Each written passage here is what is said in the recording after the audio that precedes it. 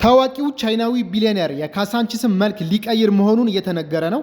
ግዙፍ ድርጅቶች በጋራ ያልቻሉትን ብቻውን እጅግ ግዙፍ ሌክጀሪ G+29 የሆነ ቅንጡ አፓርትመንት በካሳንቺስ በካሬ 80 ሺህ ብር ከባለ 1 እስከ ባለ 3 መኝታ ከ97 እስከ 185 በ15% ቅድመ ክፍያ ቀሪውን የግንባታ ሂደት እያያቸው የምትከፍሉት ነው።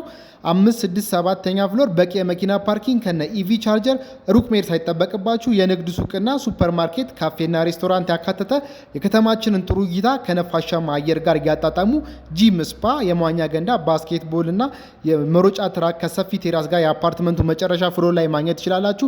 ለፍጥነትም ሆነ ለጥራት በፖስት ቴንሽን ቴክኖሎጂ እና በደብል ብሎኬት ግድግዳ እየተገነባ ይገኛል።